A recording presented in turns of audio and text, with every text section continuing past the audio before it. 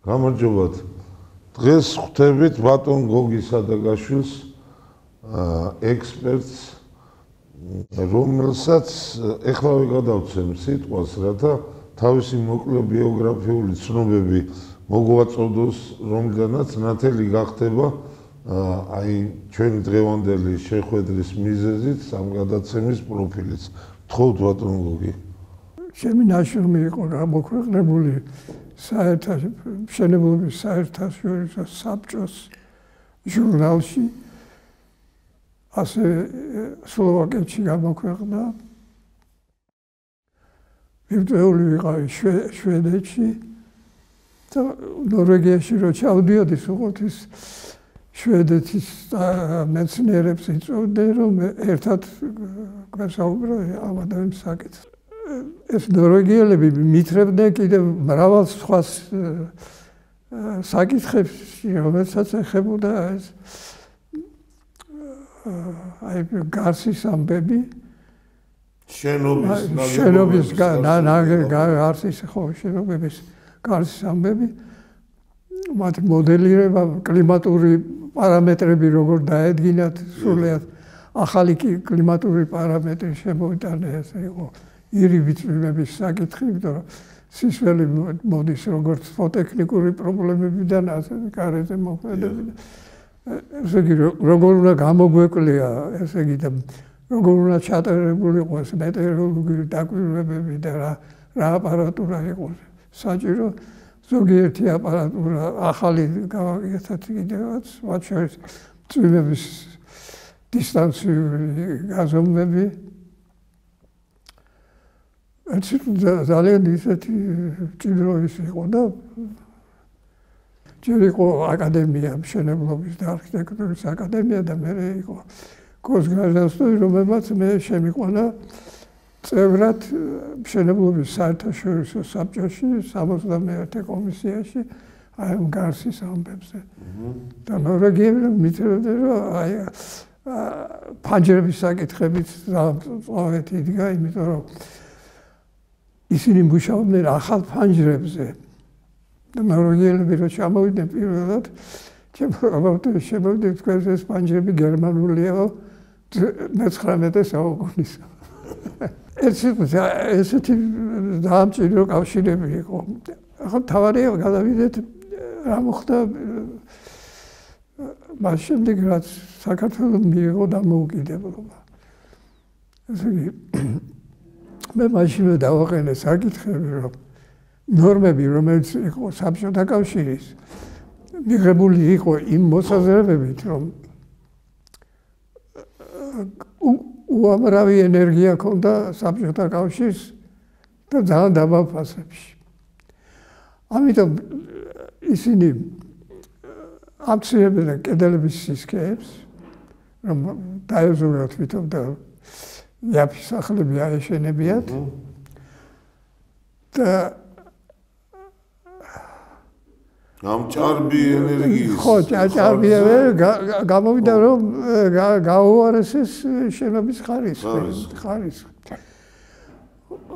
ხო და როდესაც ჩვენ მივიღეთ დამოუკიდებლობა, დადგა საკითხი, რომ ჩვენ ენერგია არ ქონდა და პირველ რამდენიმე წელიწადს თუ გახსოვთ ფეჩერსავთან და რაღაცა არ იყო სულ. მერე რასაკვირველია შევიდით რუსეთიდან გაზი რა ქვია ბაქოდან, მაგრამ ეს შენობები გაგრძელდა ისევ საბჭოთა ნორმებით მშენებლობა, ეს უხარისხო მშენებლობა. რომლებიც მარტივად რო ვთქვათ, ენერგიას არ უფრთხილდება. ხო, ენერგიას არ უფრთხილდება, ესე იგი, ჭარბი მოითხოვს ჭარბ ენერგიას დღე-დღე გათბობას, ძალიან დიდი ენერგიის დანაკარგები აქვს. და შენობას დიდი დანაკარგი. ნუ დაახლოებით 1 კვადრატულ მეტრ იატაკზე მოდიოდა 4-ჯერ 5 ჯერ მეტი დანაკარგები, ვიდრე მაგალითად ნორვეგიის შენობებში. ამიტომ მე მშენებლობის სამინისტროს ვთხოვე, რომ დაეკვეთათ სამეცნიერო კვლევა და პირველი გავაკეთე, რომ საჭიროა, ესე იგი შენობების დათბუნება და შემცირება, ენერგიის მოხმარება. ნუ მშენებლობის სამინისტრო ძალიან ცივად მიიღო, თქვა ეს შეუძლებელია. და ეს მაგრამ ამ საკითხზე მაინც მუშაობდით. ხო, უბრალოდ ამ ტრადიციული მიდგომიდან გადახვევას არაფრით არ უნდა და რაღაც რევოლუციურად ეჩვენებოდა ხალხი და ამას მოყვებოდა უამრავი. საბჭოთა კონცეფცია ისეთი იყო, რომ ესე იგი მშენებლობის დიადი მშენებლობები იყო მაშინ გესების უზარმაზარი გესების მშენებლობაზე მე ვიყავი ესეთი ამ მშენებლობაზე და როგორც სტუდენტი პრაქტიკას ვატარებდი იმას ვოლგოგრადის გესის მშენებლობაზე ასე შაურ გესის მშენებლობაზე ხო და მაშინ ხო მე ერთ-ერთი ჩემი ჯუფელი გახდა მინისტრის მოადგილე ენერგეტიკის საკითხებში და მე ვეკითხებოდი რამდენი ენერგია გჭირდება. ძალიან ბევრიო და ჩამომითვალა ეს რეგიონგრესი და ის ხო ნამახვან გესი რომელიც ნაშენებული იყო და თანაც თქვა რომ ესეც არ ყოფნისო ყველა რომ ამომიშო ყველა არ ყოფნისო და ეს ატომური ელექტროსადგურისთვის ვეძებთ ადგილს რომ ატომური ენერგოსადგური ავაშენოთ. ესე იგი მიდიოდა ესეთი ინტენსიური დამუშავება საკითხების რომ რაც შეიძლება მეტი ჰიდროელექტროსადგურები რომ და ატომური ელექტროსადგურიც აშენებული იყო. მოთხოვნილება არის ტაბუდადებული თემა. უნდა იყოს მუდმივად ეს ზარდი მოთხოვნილება და შესაბამისად ენერგო რესურსების მიწოდება. ხო და არავინ არ უფიქრდება როგორ ხარჯავთ ენერგიას. სად მიდის ამდენი ენერგია? თუ ადრე იყო ესე იგი უამრავი ენერგია და უთვალავი, ახლა უნდა დათვალო ეს ენერგია. გამოვიდა რომ ესე იგი ჩვენი საბჭოთა ნორმებით ესე იგი იხარჯება გაცილებით მეტი ვიდრე დასავლეთ ევროპის ქვეყნებში. ამიტომ აი ნორვეგიელებს უნდა ამ საკითხებში და 2013 წელს მიმიწვიეს კიევში ტარდებოდა კონფერენცია ამ საკითხებში იუსაიდი ატარებდა და ჩვენი განყოფილება იუსაიდისა ესე იგი დამიკავშირდა მიიღო მონაწილეობა ჩვენ დელეგაციასთან ერთად და მე პირველად მოისმინე ჩეხეთი და გერმანელები იყვნენ იქ რომელმაც წარმოადგინეს თავის თემატიკა ესე იგი შენობები თითქმის ნულოვანი ენერგომოხმარების. თითქმის ნულოვანი ენერგომოხმარების. ეს რომელი წელია 2013. მაგრამ კიევში იმ დროს ისეთი ამბავი იყო არეულობა. ხო და წინათ ბანკეტი იყო ყველა იყო. გამოსაებული ვეღარ მოასწარი მეკითხა რომ რა ითვლება თითქმის ნულოვანი რა ციფრებით განისაზღვრება ეს ნულოვანი ენერგომოხმარება. მაგრამ ესე იგი ვეღარ მიპასუხეს თუ არ უნდა დაპასუხე არ ვიცი და ნუ ეს დარჩა მოხსენება ისე მაგრამ მე დავფიქრდი ვარ მანამდე მე 2004 წელს ესე იგი ტენდერში მოვიგე ტენდერი მოვიგე და მე მიმიწვიეს ამ ტენდერში ბევრი იყო საკითხები მიმიწვიეს რომ მე წარმომედგინა ჩემი ნაშრომები მე წარმოადგინე ორი ნაშრომი ნორმატიული სახით ეს იყო სამშენებლო კლიმატოლოგია და ნორმების სამშენებლო თბოტექნიკა სამშენებლო კლიმატოლოგია და თბოტექნიკა გაიარა ყველა ეტაპები მათ შორის იუსტიციის სამინისტრო დაამტკიცეს ყველაფერი კლიმატოლოგია დღემდე მოქმედებს სამშენებლო კლიმატოლოგია სამშენებლო თბოტექნიკა შეეცვალა ბენდუქიძემ და ესე დარჩა განუხორციელებელი. აი სამშენებლო ტექნიკაში მე მქონდა ესე იგი პრაქტიკულად იგივე ნულოვან მოხმარებაზე გათვლილი მონაცემები, როგორ უნდა რა პარამეტრები უნდა ქონოდა კედლებს და ფანჯრებს. პრაქტიკულად მაგრამ ეს ხო იქ ჩამოდიოდნენ დელეგაციები ევროკავშირიდან საქართველოს მოწერილი ჰქონდა საერთაშორისო და ვალდებულებები აღებული რომ ენერგოეფექტურ შენობებს ააშენებს, ჩამოდიოდა დელეგაციები კითხულობდნენ ერთხელ ჩემი ნაშრომის ეს ნორმები სამშენებლო ტექნიკა რო არ ქონდათ ეკონომიკის სამინისტრომ აი გაკეთებული გვაქვს და ერთ 3 წელი დაგვაცადეთო რომ ავამუშაოთ ეს ნორმებიო მათ შორის მშენებლებთან იყო თათბირები, მშენებლებმა მიიღეს თვეს ავითვისებთ ნახევარი თვე ის გადასახადები და გაგვათავისუფლდა ტექნოლოგია ავითვისოთ. და ერთ სიტყვით ეს დარჩა ქაღალდზე. მერე ევროპიდან ჩამოვიდა ერთი ბულგარელი, რომელიც ამ საკითხებში საქართველოში ევროპამ გამოუზომნა როგორც თავის წარმომადგენელი, რომელმაც 18 წელს და 19 წელს იყო 2 წელი თარგმნიდით იმ ნორმებს, რომელიც ბულგარელმა წარმოგვიდგინა და თითქოს ის ნორმები უნდა მიღებულიყო როგორც სამუშაო ნორმები. მაგრამ 2020 წელს ეკონომიკის სამინისტრომ დაამტკიცა სხვა ნორმები, რომელიც მე მგონი კარგად შესწავლილიც არ იყო. აი ეს ნორვეგიელების ნორმატივი, რომელიც საქართველოსთვის და გამოსაყენებლად და ძალიან დაწვრილებით სწავლობდით ყველაფერს. მათ შორის ტერმინოლოგიაც ახალი ეს გარსი სწორედ ნორვეგიელების დახმარებით იყო შემოღებული ახალი. მანამდე იყო შემოუზღუდავი კონსტრუქციები, რომელიც სრულად ნაკლებად ზუსტია და ბევრი სხვა ტერმინი შემოვიდა. ესე იგი ნორვეგიელმა დაყო საქართველო 3 კლიმატურ ზონად, სხვადასხვა ესე იგი პარამეტრები უნდა ქონოდა კედლებს, ფანჯრებს და დაგვიდგინა ნორმატიული კრიტერიუმები, როდის ითვლება ეს ნულოვანი ენერგომოხმარება. ეს სიტყვით დამუშავდა ძალიან დეტალურად. მაგრამ ეკონომიკის სამინისტრო დაამტკიცა სულ სხვა დოკუმენტი.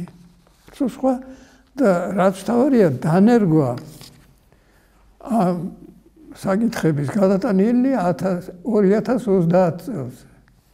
ესე იგი და მანამდე ნორმები დარღვეული ისინი ესე იგი თქვა რომ ისინი პასუხს არ აგებენ, არაფერ ჯარიმებია რაღაცა სასაცილო ჯარიმებია 150 ლარი, 250 ლარი შენებლებს თუ არ დანერგეს და რაღაცა ეს საკითხი და ეს გადასახადები ძალიან დეტალურად არის, მაგრამ ტექნიკური საკითხები პრაქტიკულად გამოტოვებულია. ნორვეგიელმა თქვა რომ თითქმის ნულოვანი ენერგომოხმარება ეს არის 700 კილოვატს არა 50-ის 60 კილოვატ-საათი კვადრატულ მეტრზე წელიწადში. ეს ახალი ის ნორმები, რომელიც ეკონომიკის სამინისტრომ მიიღო, ფაქტობრივად საკითხი გადაიტანა 2030 წლამდე. იქ ჩაგვახებულია კიდევ 27 წელი, მაგრამ ის გადამწყვეტი მთავარია, რომ ესე იგი ენერგეთანაც ეს როგორ უნდა გაკეთდეს, ან რა უნდა გაკეთდეს, არაფერი არ წერია, აი მარტო სიტყვა ენერგოეფექტური და რა მაჩვენებლები ექნება ასეთ სახლებს არ არის. ეხლა რა სახლებია სინამდვილეში? და რაზეა ლაპარაკი? ეს არის კარდინალურად უნდა გამოსწორდეს გარე კედლების თბოტექნიკური მახასიათებლები. აი თბოტექნიკური მახასიათებლები როგორ იცვლებოდა შენობების მოყვანილი მაქვს შვედეთის მაგალითი და საქართველო. ესე იგი რევოლუციამდე, ესე იგი ჩვენი მაჩვენებლები შენობების თბოიზოლაციის იყო უკეთესი ვიდრე შვედეთში, საქართველოში. მერე 20-იანი წლებიდან რომ დაიწყო ახალი ნორმატივები დაქვეითდა და ამჟამად ესე იგი მათი დანაკარგები 4-ჯერ და 5-ჯერ უფრო ნაკლებია ვიდრე ჩვენ 1 კვადრატულ მეტრზე 1 გრადუს ტემპერატურაზე. და აი ამ დროთა განმავლობაში იცვლებოდა კედლების კონსტრუქციების, კედლების სისქეებიც. და ასე დახარჯული მასალების მოცულობა. ესე მოცულობაც კი მცირდებოდა. ესე ხარისხობრივად სრულიად საწინააღმდეგო მიმართულებით მივდივართ ჩვენ. აი ეს წვრილი ბლოკები, რომელიც ჯერ ესეთი ჩვენ ინდუსტრიალური პანელები, რომელიც შენდებოდა ერთი სისქის კედლის, ერთი მასალისაგან, ასე იგი მსუბუქი ბეტონისგან შეიცვალა ამ წვრილი ბლოკებით, რომელიც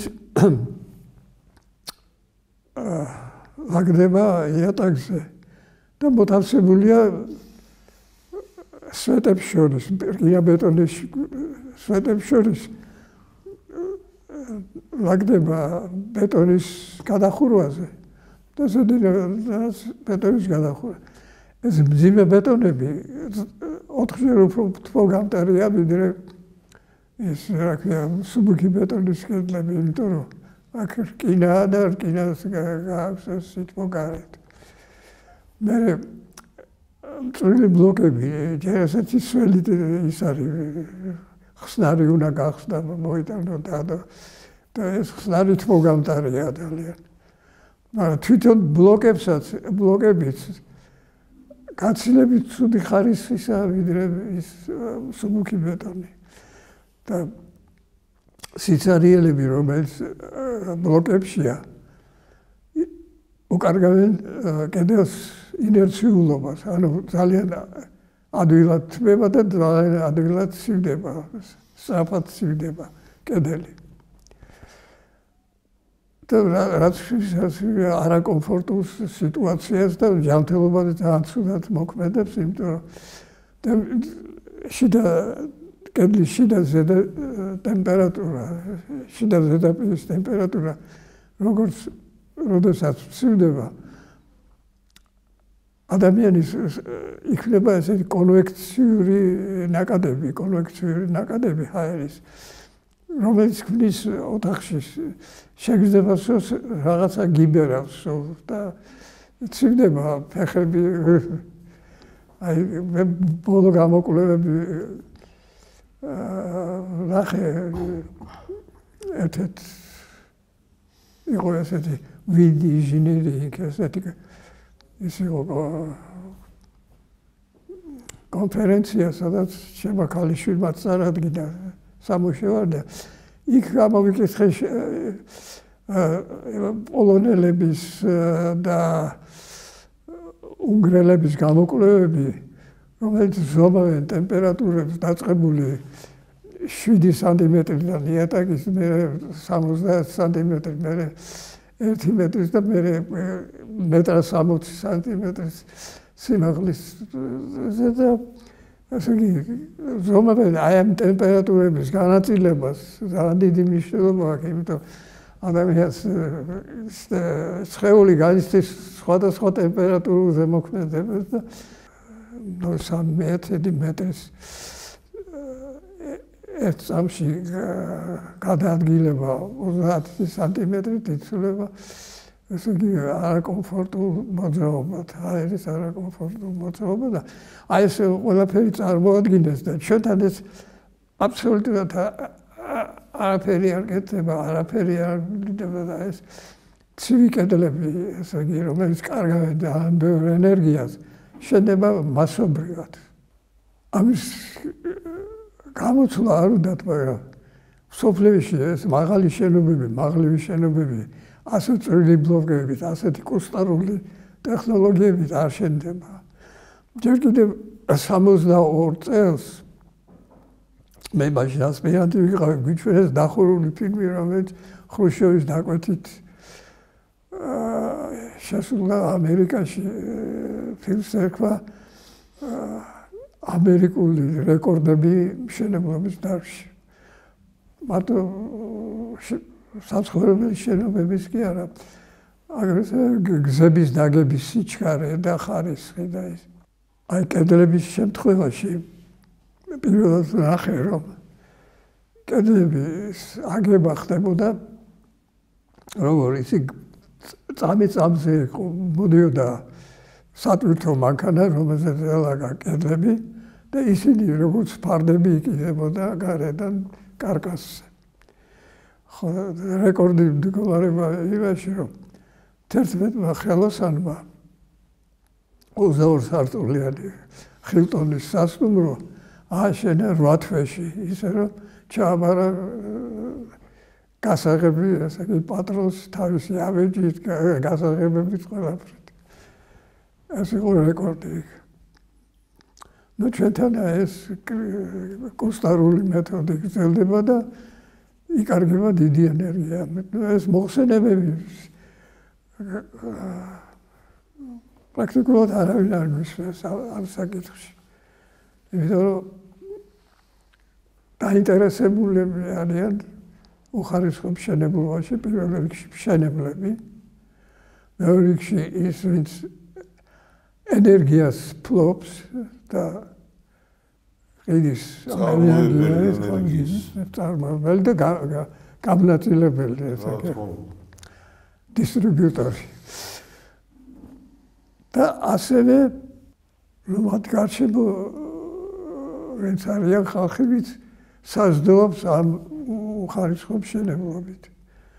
ნუ ბოლო დროს მომკარი ყური, რომ ბინების, ახალი ბინების გაყიდვამ ტემპი იკლო. ანუ აუდის, რომ უახლოვდებდი ზღვას, როდესაც იქნება ჩავარდნა ამ გაყიდვებში და შეიძლება მაშინ დაფიქრდნენ. მაგრამ საქმე იმაშია, რომ ჩვენთან აშენდა უამრავი შენობა, რომელიც კარგავს უკვე უამრავ ენერგიას. რამდენადაც ბევრი შენობა აშენდება, იმდენი მეტი ენერგია დაგჭირდება და აი ეკონომიკის სამინისტრო რაზე გადავიდა, რომ იყიდა ისინი ქარის ენერგო ისინი დანადგარები, ესეთი ძვირი ჯდება ეს $5 მილიონ შდება თუ ევრომდე და ამავე დროს სულ 3 მეგავატს გამოიმუშავეს, მაშინ როდესაც ჩვენ გვჭირდება მეგავატები, ეს არის მილიონი ვატი სიმძლავრე და ჩვენ გვჭირდება უზარმაზარი 1000-ობით მეგავატები გვჭირდება, 1000-ობით. 10,000 მეგავატები. და ერთ გამოსავალს მარტო ჰიდროენერგიას, მაშინ როდესაც გერმანიამ დახურა ერთი ატომის სადგური გამოთიშა, იმიტომ რომ უკვე საკმარის დონეზე გავიდნენ ამ ენერგომოხმარები და ის რაც აკლიათ ეს დანადგარები გაიტანეს ხმელეთიდან ოკეანეში. რომ არ დაეკარგათ ხმელეთის ფართეთში. საქართველო პატარა ტერიტორია და აქ დანადგარები იყენებენ ფართებს, თან დადგეს იქ, სადაც შეიძლება მოსავალი მოიყვანო. ესე გამოთიშულია ეს მოხმარებიდან. რენტაბელურია. ასევე იყიდეს მზის ენერგიის გამოსაყენებლად პანელები. ჯერ 200 კილოვატის იყო, მე გაზარდეს გახდა 400 კილოვატი, მაშინ რასაც შეგვჭირდება მეგავატები.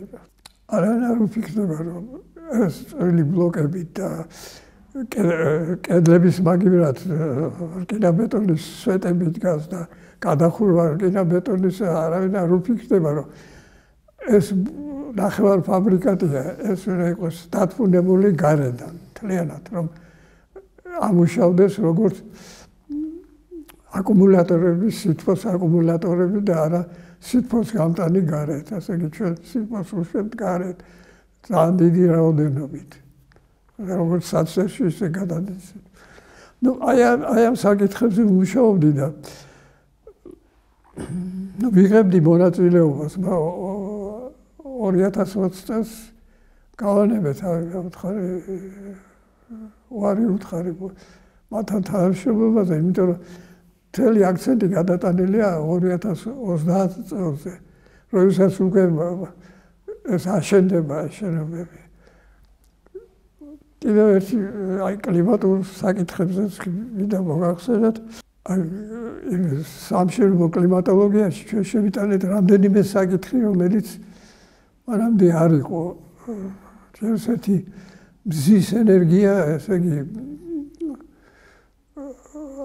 180 იმაზე იყო პუნქტზე, ესე იგი მზის ენერგია ის რაოდენობა თვეების მიხედვით სხვადასხვა ორიენტაციებზე და ეს იყო ძალიან მნიშვნელოვანი საკითხი, იმიტომ რომ ჩვენთან შენობებს ახლოს არის ესეთი სიმჭიდროვით, რომ ბევრ ბინებში მზის ენერგია არ შედის, თუმცა მას მოაქვს ძალიან დიდი რაოდენობის ენერგია თუ გამოიყენება. ჩვენ ფანჯრებში, როდესაც ცალმაგი შემინვა, აი როგორ შემოდის ეს სითბო, ისევე გადის ამ ფანჯრებიდან, მინიდან. ამიტომ ზოგიერთ შენობაში ჩვენთან გამოიყენება მინაპაკეტები, ასე იგი ორი ფენა მინის და შიგნით აერი. მაგრამ უცხოეთში იყენებენ ჯერ ესეთი სქელ მინებს, დაახლოებით 8-დან 12 მილიმეტრამდე მინის სისქეა. ისე ის ტყია გამტარიც არის. და შიგნით აერია სისქე და ეს დახურული სივრცეა. და ასევე თუ ხარისხიანი შენობა უნდა მიიღოს, აი გარე მინის შიდა ზედაპირზე აფრქვევენ ძალიან თხელ ფენის ლითონს. ამ ლითონების ატომურ დონეზე იფრქვევა ეს. ჩემი ყოფნის დროს იყენებდნენ ოქროს ამისათვის. და ერთ პანჯერაზე იხარჯებოდა 1 გრამ ოქროზე ნაკლები. მაგრამ ეს იძლებოდა ეფექტს, რომ მზის ხილი რო შემოდიოდა და შემოქონდა სითბო, გარეთ აღარ გადიოდა, იმიტომ რომ ეს უფრო გრძელტალღოვანი ის არის სითბური ენერგიის მახასიათებელი და ამ ტალღებს აღარ უშვებდა გარეთ და შენობაში ტრიალდებოდა სითბო. ეს ძალიან მაღალი ხარისხის შეიძლება ახლა დაამუშავოს კიდევ უფრო საინტერესო ისინი მაგალითები ყოველ შემთხვევაში ნორვეგიელმა რომ ჩაგვიწერა აი ჩვენ გასხვება იმას იყო რომ მე უბრალოდ ორმაგი მირები გამოყენება ჩავდა ჩემ ნორმებში და ამან ჩადო ალბათ ნორმალი აი ამ ლითონის დაფარვით შიდა ზედაპირის. ერთ სიტყვით ეს ძალიან დანაკარგების შემცირება იმდენად ეფექტურია, რომ ლაპარაკი იმაზე, რომ ენერგია არ აქვს, ჩვენ ბევრი ენერგია. თუ გარეთ დახარჯავ ამ ენერგიას, ესაგურია. ვერანაირი ენერგია ვერ გეყოფა და ააშენო ეს გიდროსადგურები, რომელიც ეკოლოგიური მახასიათებელი საშინელებაა.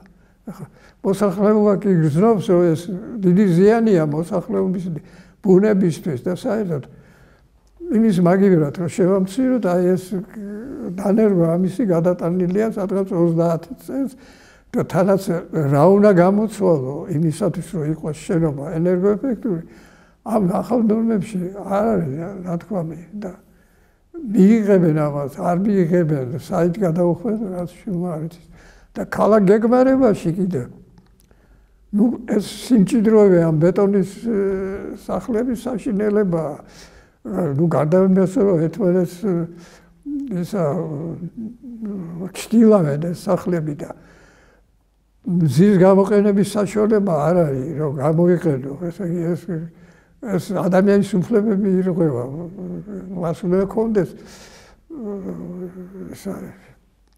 ურთიერთობა ბუნებასთან წესთან და როდესაც შედის ბინაში ეს ფსიქოლოგიურად მოქმედებს ეს ჩემ ბინაში წინამის სახლი მაღალსართულიანი ჯერ 7 სართულიანი იყო ახლა 12 სართულიანი ააშენეს უნებარსო დააშენეს ერთი მეორე გვერდით მაღალი შენობა ამიშენეს ესე იგი პრაქტიკულად ჩემთან ზამთარი იწყება სექტემბრის 15 სექტემბრის შემდეგ იმიტომ რომ 15 სექტემბრის შემდეგ მზე არ შემოდის და მერე გაზაფხულზე შემოდის უკვე აპრილის ბოლოს მაისში ნაწილობით მერე როდესაც მზის ენერგია აღარ გინდა იმიტომ რომ ისედაც ძალიან ცხელა აი მაშინ აჭერს პანჯრებიდან მზე სულიად დარღვეულია კომფორტზე ლაპარაკია ენერგო მოხმარება სულიად დარღვეულია და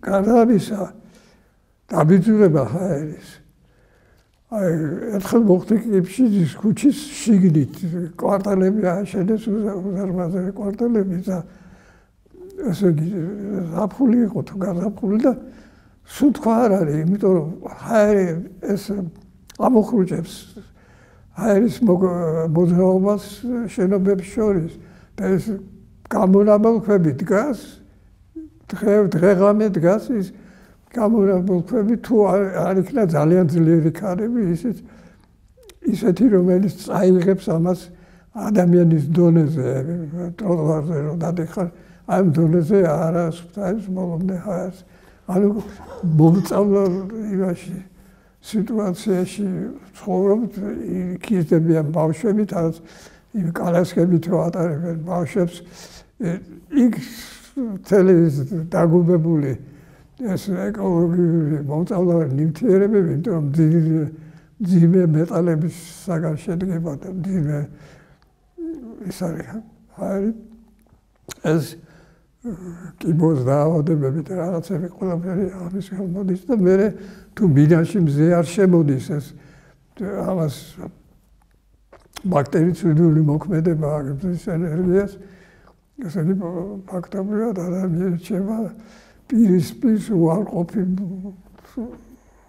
ბუნების უარყოფით გამოვლენება აი ესე დაახლოებით ის რაც მე გავაკეთე და რაზეც ვიმუშავე ნორვეგიელებთან და შვედებთან ნაწილობრივ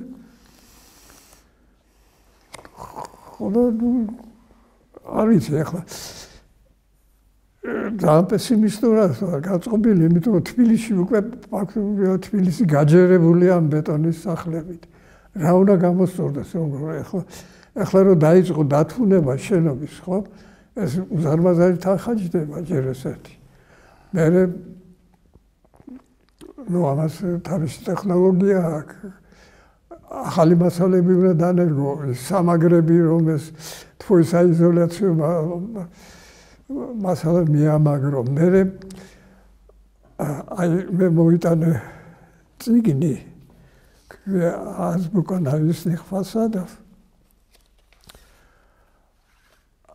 ცითროგორ კეთდება კედელი ესე იგი ნუ შეიძლება იყოს სრულად თავისუფლად შეიძლება გამოიყენოთ მძიმე ბეტონი ესე იგი როგორც აი სვეტებს რო ასხავეთ, ხო, ბეტონის ხსარი, ძევი და ქვევით, ხო. ასევე შეიძლება განაგზონ ისე თელს შენობას, შეიძლება მომედეგობას აუმჯობესებს და მე ინერცია ზდის და თბოიზოლაცია უნდა გაკეთდეს ეფექტური თბოიზოლაცია მასალებისაგან, რომელიც დაახლოებით 17-ორჯერ უკეთესია ვიდრე ბეტონის თბოიზოლაცია. ამის შემდეგ გეთდება ჰაერგაუტარი, მაგრამ ორთგამტარი ფენა, ესეთი სამშენებლო ქაღალდით, მერე ვენტილირებადი ჰაერის შრე და მერე მაგდება ფასადი მოსაპირკეთებელი ფურცლებით, პლასტმასის ფურცლებით, რომელიც მეორადი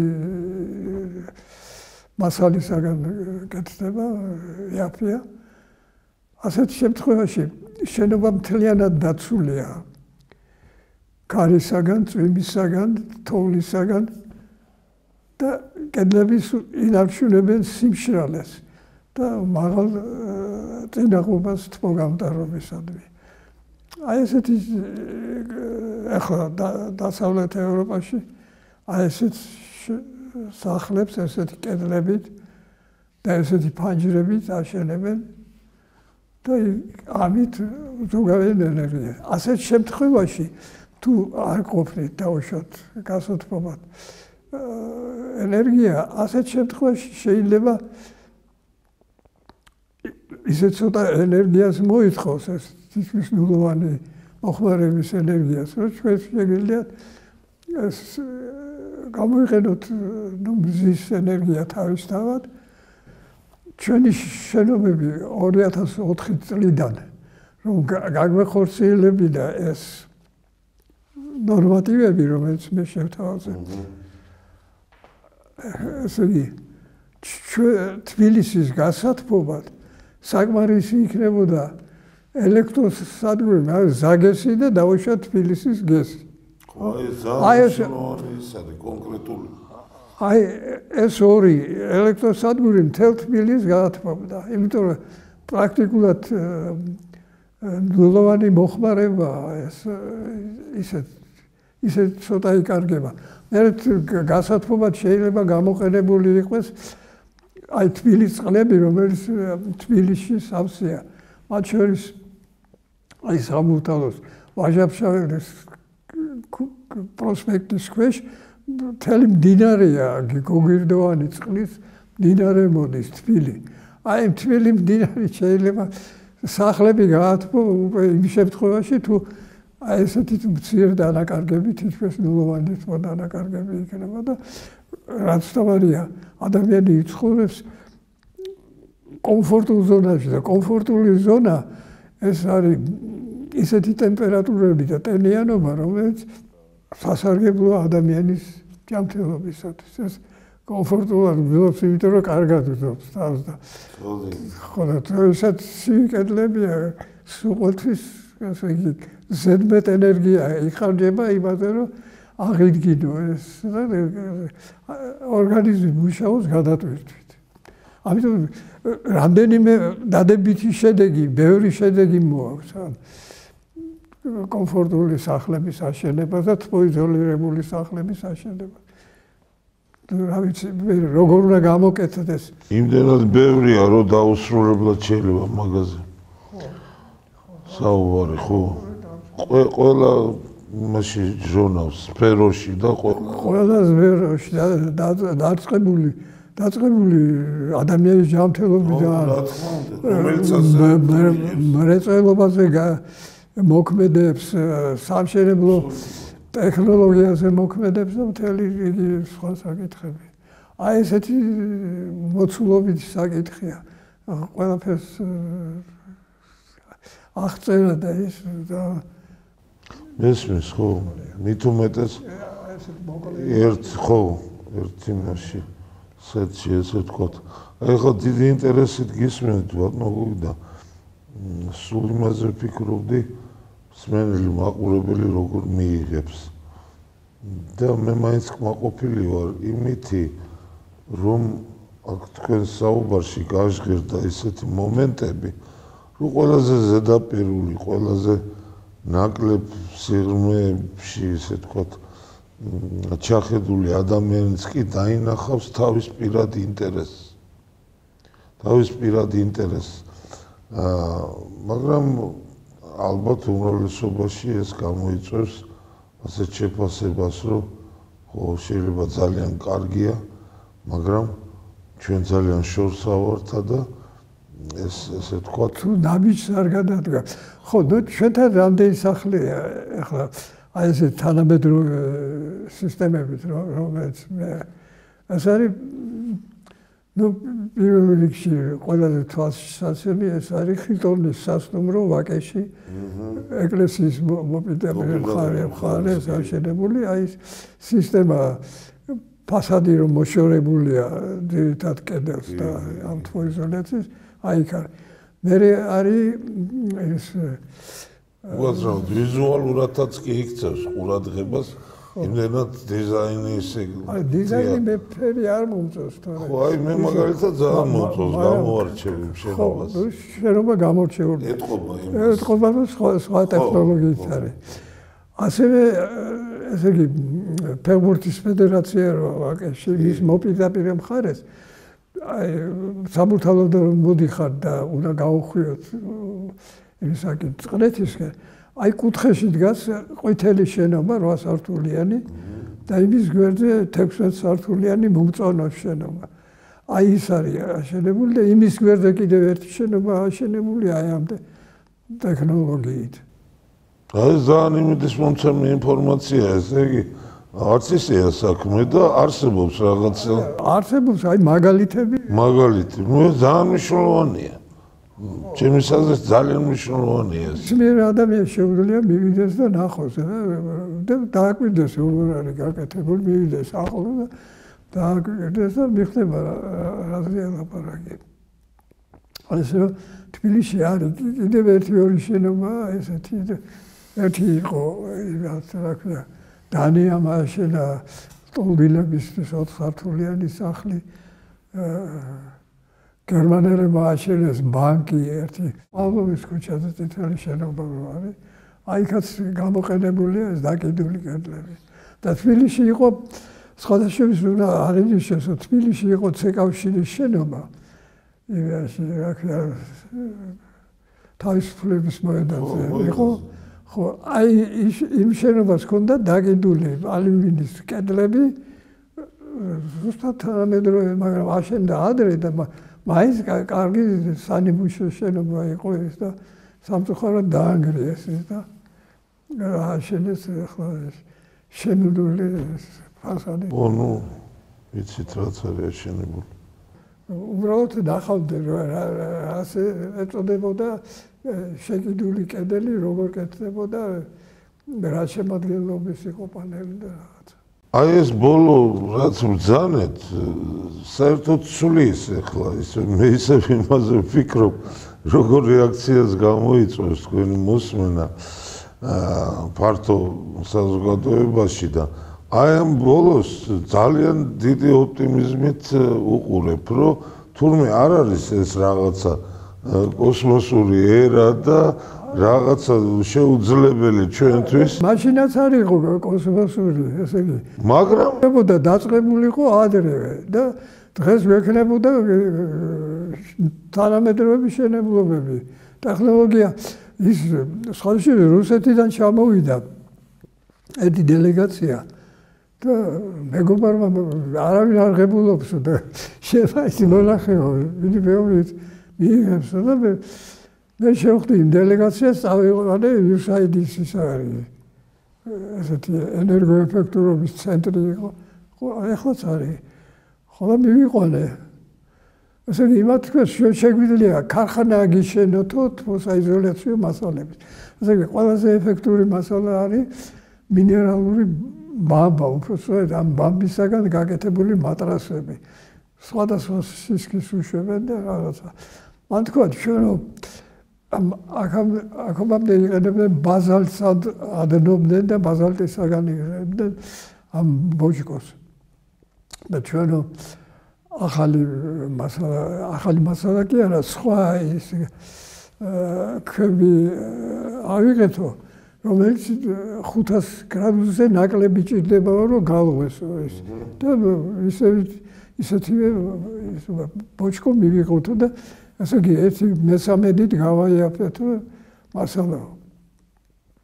და შეგვიძლია ქარხანა აგიშენოთ, შეგვიძლია მოკიდოთო, თუ გინდათო, ასე იგი კაცშვილმა არ მოусვინა, ყიდვა შეიძლება არა, მაგრამ ქარხნის აშენება ჩვენთან უამრავი ქვებია, ეს ყველანაირი ქვები, ყველა ტიპის, მათ ესე იგი მოიპოვეს ახალი ქვა, რომელიც ბაზალტი ჭირდება დაახლოებით 1700-1800 გრადუსი ცელსიუსი, ამას ჭირდება სადღაც 1200, 1300 და ასე იგი შესაძლებელია ამის წარმოებაც. ქარხანა გამოუშვა, იმიტომ რომ თვალსაიზოლაციო მასალის გადმოტანა ძვირიჭდება, იმიტომ რომ წონა არ აქვს, პატარა წონა აქვს და იღეკავებს დიდ ადგილს. და შეუშვებ, ესე იგი, გადაზიდვა აქვე ისაკდა ორნაბიჯში და არა კილომეტრებით რუსეთიდან ან თურქეთიდან ეს გაცილებით ძვირია. მოსმენას კი არ მოინდომეს. აი ასეთი ამბავია და ის რომ ეს გესები რაც ავაშენებს, ის გარემოს დაირღვა, თევზეულობა გაქრა. ახლა ჰიდროენერგეტიკის მავნებლობა ცნობილია. ჯერ კიდე ჩემი სწავლის პერიოდში ჰიდროტექნიკის ფაკულტეტზე უკვე გუშინდელ დღეს თვლიდნენ ჰიდროენერგეტიკას და მაშინ ატომური ენერგეტიკა იყო ეს. სწავლობდი, ეს იყო დიადი მშენებლობები. დიადი მე ხრუშჩოვმა გააუქმა ეს დიადი მშენებლობები და გადაგვაკეთეს სამრეწველო მშენებლობის სპეციალობაზე. ხო და იცი რა, აი კიდე ერთი კარგი წიგნი მაქვს, მე ესა სტალინის დროს გამოშვებული წიგნია „Здоровые вкусные пищи“. აი ამ სისკეწიგნია. მტკვარის ორაგული ყველაზე მგემრიელი ყოფილა მსოფლიოში. და მე მიჭამია ის ორაგული სათალი ტყვის ბავშვობაში. ძალიან გემრიელი იყო, ძალიან. და ეხლა გამქრალია, ხდები. და ასეთები გაზეთები ვიცი, რომ 60 წელს, 1960 წელს ტემზაში პირველად გამოჩნდა ორაგული. და ზეიმი გადაიხადა ქალაქმა. ძალიან დაბინძურებული მდინარე იყო. იმდენი იმუშავეს, რომ უკვე 1960 წელს გააკრეს. ეს დაბინძურება მოიშორა ტემზამ და გაჩნდა ორაგული და ქალაქმა ზეიმი გადაიხადა ამის გამო. და ჩვენთან ეს ორაგული ხო გაქრა, შამაიაც გაქრა, ესე იგი მტკვარში იყო ესეთი თევზი შამაია. არ ვიცი, გიჭამია თუ არა, საოცარი გემრიელი, საოცარი გაქრა. კარგით, ბატონო გოგი. უაღრესად საინტერესო იყო თქვენი მოსმენა.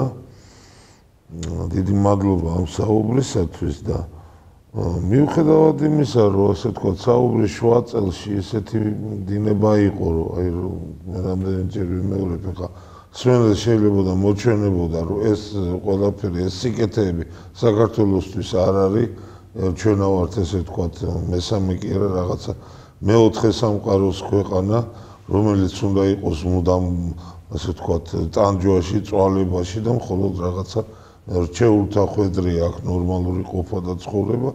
მე მგონი სათანადო დასკვნები გაკეთდება აი ამ თქვა ფინალური სტადიიდან, სადაც თქვენ რეალური შენობებიც კი დაასახელეთ, რომლებიც ამ ტექნოლოგიებით არის აშენებული და ეს სულ არც არ არის რაღაცა მიუღწეველი, უბრალოდ საჭიროა გაცნობიერება რეალობისა, შეიძლება სრულად არა, მაგრამ ეკოლოგიური აზროვნების რაღაცა დონეზე გაცნობიერება, გათავისება და რეალურად დასმა შეკითხვის, რა სახელმწიფოს ვაშენებთ ჩვენ.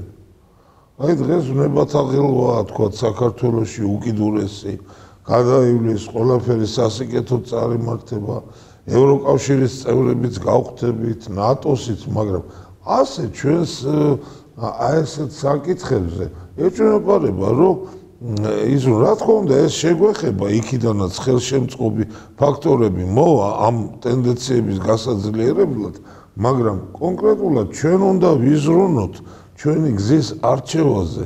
მე დიდი იმედი მაქვს, რომ აი დღევანდელი გადაცემა ჩანაწერი ხელშეუწყობს იმას, რომ მინიმუმ ინტერესი გაჩნდება, კითხვები გაჩნდება და რაც უფრო ვთქვათ მრავალრიცხოვანი მაყურებელი ეყოლება და ინფორმაცია გავრცელდება, გამოჩნდებიან მათ შორის დაინტერესებული ადამიანები, მათ შორის მეცნიერებასთან ასოცირებულები, პირდაპირ მეცნიერებიც კი, რომელი სექტორიც ჯერ კიდევ შემორჩა საქართველოს, რომელსაც სულ სხვა ორიენტაცია აქვს. პრიორიტეტულ დარგად არის არჩეული ტურიზმი, თითქოს პრიორიტეტულად რო არ გამოაცხადოთ, ტურისტი აღარ იქნება საქართველოში და ასეთი რაღაცა აბსოლუტურად ამბანური ჭეშმარიტებების აღიარება, როგორც აღმოჩენა და ასე შემდეგ და თუ საქართველოს ამ გზით არის არა, თუ საქართველოში მეცნიერული აზრი არ დაუბრუნდა თავის თუნდაც საბჭოთა კავშირის დროინდელ დონეს და საწყის მდგომარეობას, ჩვენ ასე შორს ვერ წავალთ. იმ ევროკავშირშიც ვიქნებით ერთი მაჩანჩალა ესა აუთსაიდერი, რომელიც მუდმივად იქნება დახმარების და ვიღაცის შემწეობაზე დამოკიდებული. არადა საქართველოს რო ამბობთ ხოლმე ნიჭიერებით ახსოვს, მე ვიზიარებ ამას. როგორ შეიძლება საქართველოში მეცნიერული აზრი მოკლა საერთოდ. არადა ეს ტენდენცია აღებული უკვე მრავალი წელია. ასე რომ მე მგონი მე ველოდები რომ აი დღევანდელ ასე თქვა თქვენ გამოსვლას უაღრესად საინტერესო ინფორმაციას ექნება გამოხმაურება და ყველაზე ცოტა ატყდება ამაზე რაღაცა პოლემიკის საწყისები და რომლებიც განვითარდება. ყოველ შემთხვევაში ჩვენი მცდელობა არ დავაკელით და დიდი მადლობა კიდევ ერთხელ, კარგად გრძანდებოდეთ.